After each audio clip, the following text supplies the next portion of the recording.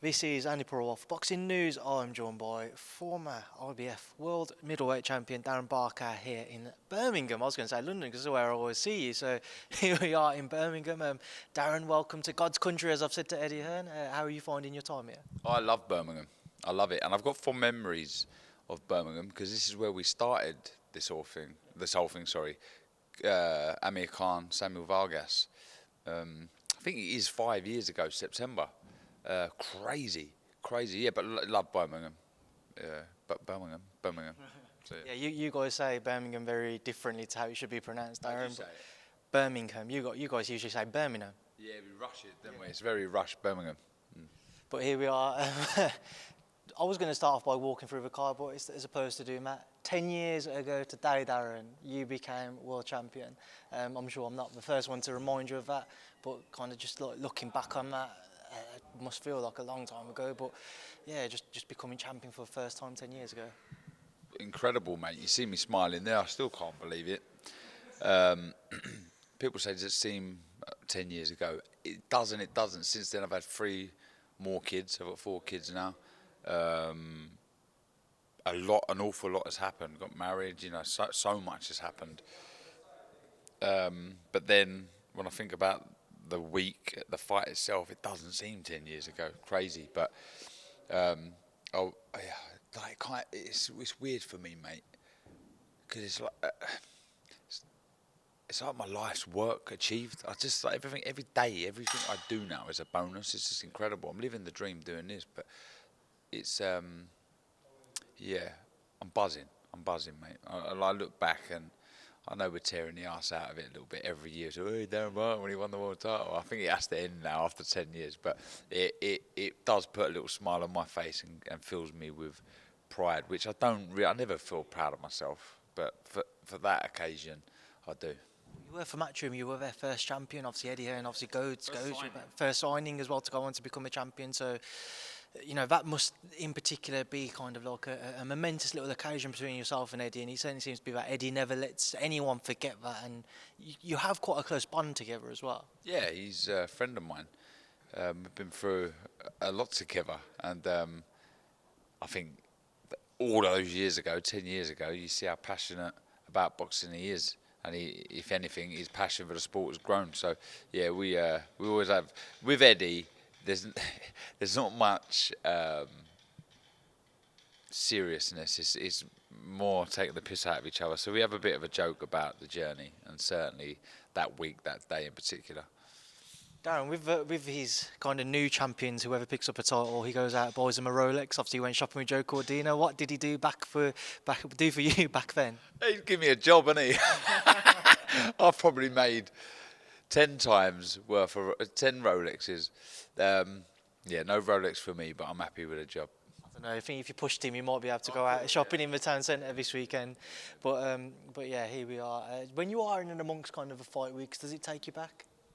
Yeah, I mean, look, I'll always forever be a fighter. Whether I was born one or not is another question altogether. I'm not sure.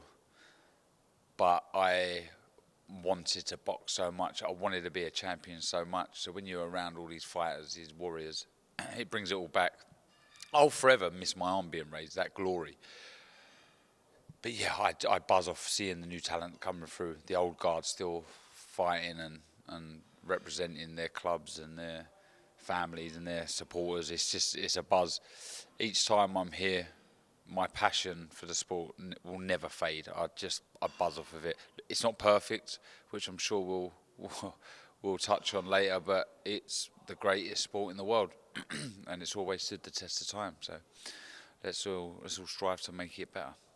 When your career was coming towards a finish, could you ever imagine that you'd have found yourself dabbling in the media world as you do now, dabbling in the management world as you do now, amongst other various jobs you'll have within boxing? Was that the route you imagined your life after fighting would go? Certainly the route I dreamt of. I never believed in myself. You probably wouldn't get this from me, but I'm quite insecure as a person.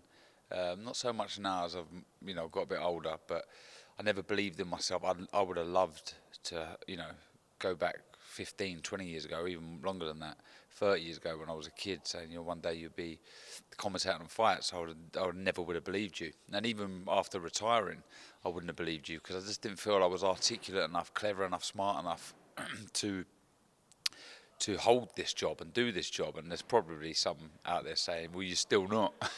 But, I think I've, in time, just sort of tried to be as good as I can be, and realise we're all different at explaining and analysing, and I do it my way, and I'm glad that people do enjoy it. Some people out there do enjoy it.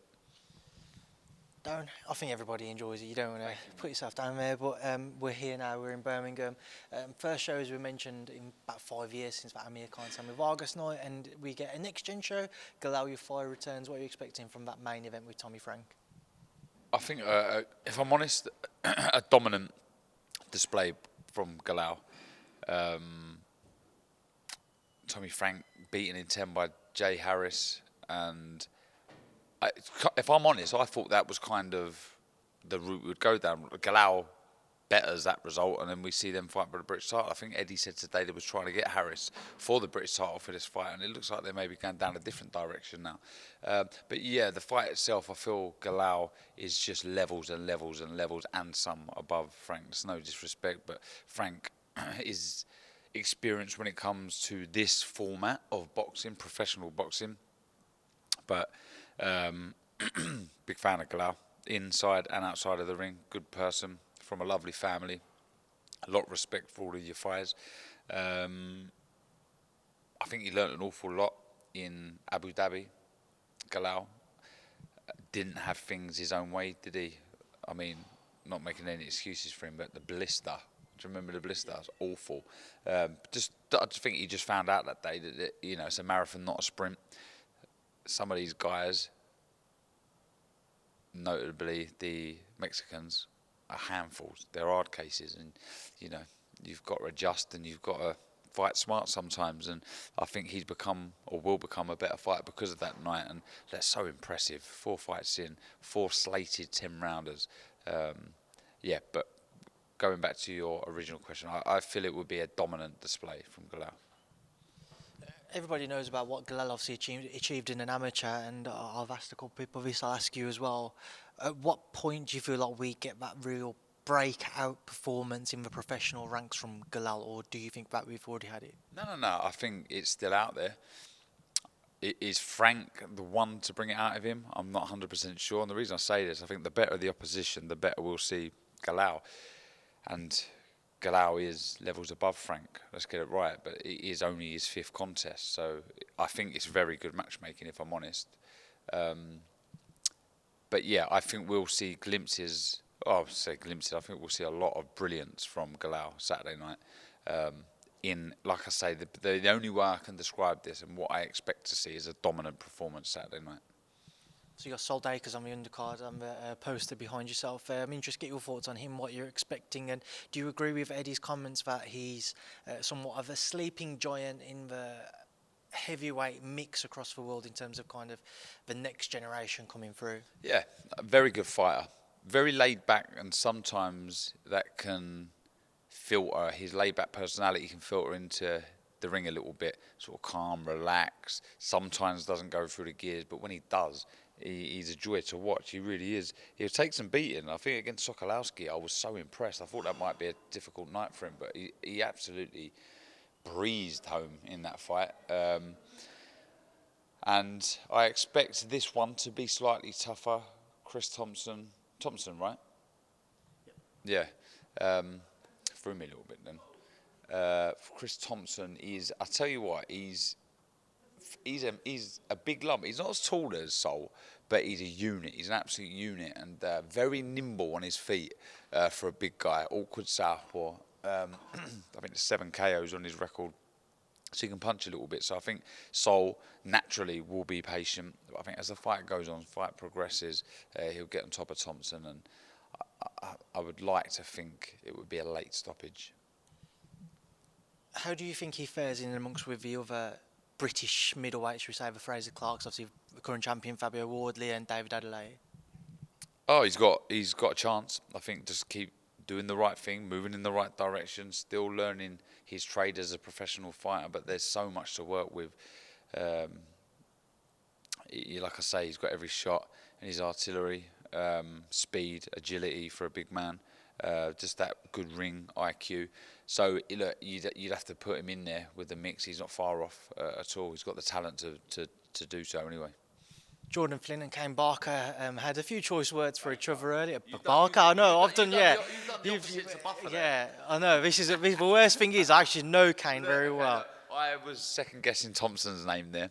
You've got my name, so a little 1-1, right? Listen, I'm going to put it down to the fact that I'm sat in front of Darren Barker, so I apologise, Kane. But Kane Baker, and also Dave Allen always used to call him Kane Barker as well, so that stuck in my head for some reason. But yeah, here we are. What do you make of that rematch? Yeah, it was a brilliant first fight. I commentated on the first one. And I expect to see something similar this time. I know Jordan's been talking about he only had 3.5 weeks with his new team in the Steel City gym. But there's this bit between his teeth, there's this fire in Jordan that makes him get stuck in when he doesn't really need to. I think on the back foot, moving, jabbing and keeping things smart and simple. There's only one winner against Kane Baker. Kane Baker, on the flip side, needs to get on his chest. He needs to be rugged, needs to be rough, maybe apply some of the dark arts, hit around the back of the head, just try and soften Flynn down, soften him up a little bit, and just outwork him. But both had a lot to say at the presser today, so I've no doubt at some point, maybe not so much a cagey start. I think you might see Flynn on the back foot trying to outbox Baker, but then at some point they'll lock horns and get down to work. I feel like you was reiterating Kane Baker's name there, so you didn't make the same mistake that I did, Darren. Yeah, because you said it back to back. But just moving away from that, as I did mention, Dave Allen there is somebody you know well, somebody you've had a close relationship with during his fighting days, and now he's on his return. Your thoughts on his upcoming fight with Frazer Clarke? Do you want to see him return? Will you watch him in that fight? Yeah, of course I'll watch him. I like both guys. Big fan of Frazer as well. Very unprofessional. It's even worse, mate. You're going to pick it up. Oh, okay, yeah, no, you have permission to pick that up. No, I won't. I'll call my dad back. Yeah, a big fan of both. I'd like to say I'm friends with both. Very close with Dave. Speak to Dave, as regularly as I can. And ultimately, it's his decision. He wants to fight on. He feels like he's got something there. I personally think he's underachieved so far as a professional. We haven't seen it on Fight Night, far from it, but I've seen it in the gym. He's a very good fighter, but for whatever reason it just hasn't happened yet. He's just under the lights, whether it's be pressure, nerves, I don't know. But I think he's going to give it all against Clarke. Really, really let his hands go and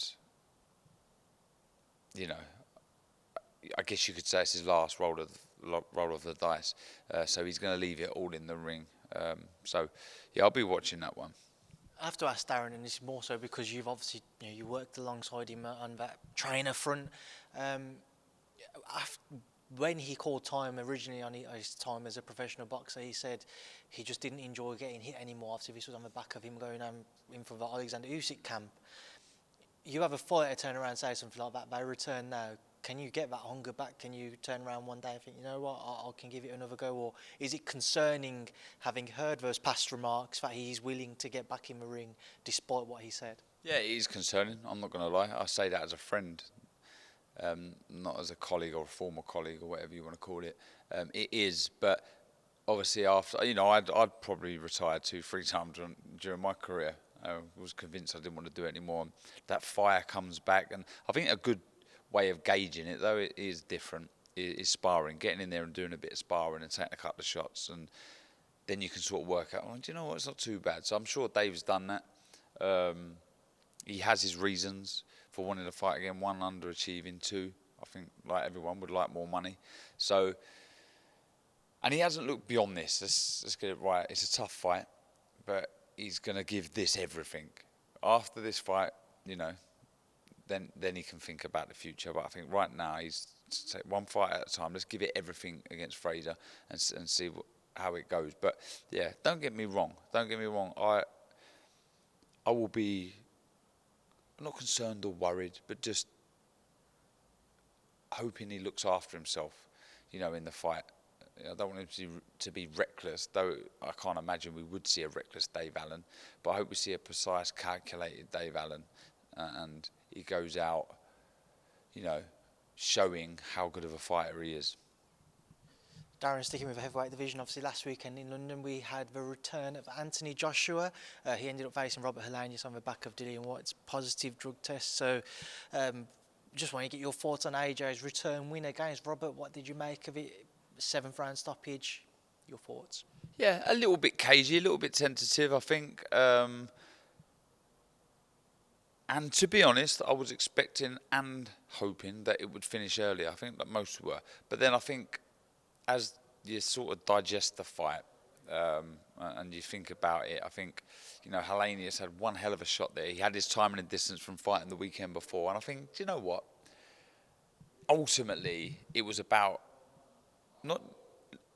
it was about winning to hopefully set up this big fight, mega fight against Wilder. But we had to see a stoppage. We had to see a knockout. And we did get it.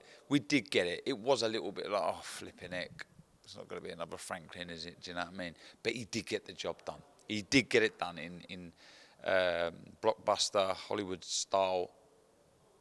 And we can now move on and start talking about that fight with Wilder with real, serious words as opposed to what ifs, because it does seem very positive. You said at the beginning of that he looked a little cagey, a little nervy at times in those opening rounds. It's obviously been a talking point as to as AJ's developed, his career's gone on, he's somewhat stepped away from that more aggressive style we got used to seeing, which guided him towards his first world title. Do you think he's, I don't know whether timid's the right word, but he's a bit more, the word people throw out here is gun shy. Do you think he's a bit more concerned at throwing his punches and then getting caught himself? Yeah, maybe that's the issue with really committing to a shot. You are vulnerable. If you do miss with a shot, naturally you shouldn't fall over the front foot. But when you really commit to a shot, you will slightly be out of position, just ever so slightly, and that does leave you open and vulnerable to a counter. So that's usually what happens when you are a bit gun shy. You pull the shot, you don't fully rotate, and I think we've seen that with AJ a bit. Having said that, I did see something Eddie said, funny enough, saying if he was to have this new style but add a bit of spite to it, I think he's a completely different fighter and a tough man to beat, because he's shown already, that he's got that brilliant boxing ability on the jab, can keep it simple, can be smart, but we just need to see a bit more of that ending that we did against Helenius. And yeah, look, it was if we're talking about Ruiz won in that first fight, it really did derail AJ's career and did take a lot out of him. So I can understand still having those thoughts in your head, but let's hope. And look, let's get it right. You could see the relief from AJ after getting the knockout. Ran straight out the ring, sort of celebrating with his fans, got back in, and I think he'll be over the moon with that. And I'm just happy, do you know what I mean? Because I've said this before, I like AJ. He's a lovely bloke, gets a lot of stick. I don't know why, but I just want to enjoy these last couple of years, 2-3 years, however long we have left of AJ. Because I think you'll agree, we'll miss the AJ nights. They're big occasions. They're fun fight weeks. The fights, the atmosphere in the O2, whether it be a stadium or, like I say, the O2, they're brilliant occasions, great atmosphere, and I'll miss it. So I'm just trying to enjoy these fights, and I think whether you love him or hate him, I think you will miss him, even the haters. I'm surprised that there are haters, but we'll miss him. So just enjoy the ride. I just really hope this Wilder fight happens. You're not the only one, Darren. And coming on to that one, the version of what we saw of AJ against Helenius, the most recent version we saw of Wilder was also against Robert Helenius. Who comes out if we do get that one early next year? It's hard. I think Wilder could be all wrong for AJ. I don't know. But then again, I think you don't mix fire with fire with Wilder. You box like AJ did against Helenius. You've got to be smart behind the jab, move your feet. You can't be, like I say, trading with Wilder. Even Fury in that second fight, was it third fight, sorry. You've got to be an aggressive counter-puncher. You can't be reckless. You've got to pick your moment, but be on the front foot, bully him, because AJ will be the bigger man going in there. So be smart, avoid the shots, make sure you don't get greedy. 2s and 3s at most, move your head, move your feet. Then he's got a chance, but just Wilder has just got that explosive power every second of every round. And I have to say I'd have Wilder favourite going into the fight, but that's not saying I don't think AJ could get the win. Sticking with the heavyweight division, next weekend, Daniel Dubois attempts to pick up those former titles of Anthony Joshua's when he travels to Poland to face Alexander Usyk. He was in good spirits when he spoke to media earlier this week. He seems that he's going to do what a lot of people suggested AJ need to be aggressive, impose himself and his physical build on Alexander early on. Do you give Daniel a chance against Usyk? It's heavyweight boxing. He's got to have a chance. By the way, going back to AJ, though I would have him a slight underdog. I really hope he does it. Do you know what I mean? I hope he... What a story that would be. What a brilliant story. And I'd really like to see him beat Wilder. I would. But back to Dubois. Look, it's heavyweight boxing. He's got a chance, but he's in there with a master. He's in there with an absolute master. And I think it's a bit harsh. I wouldn't say made to look silly, but I think Usyk's got that in his locker to do it to most heavyweights.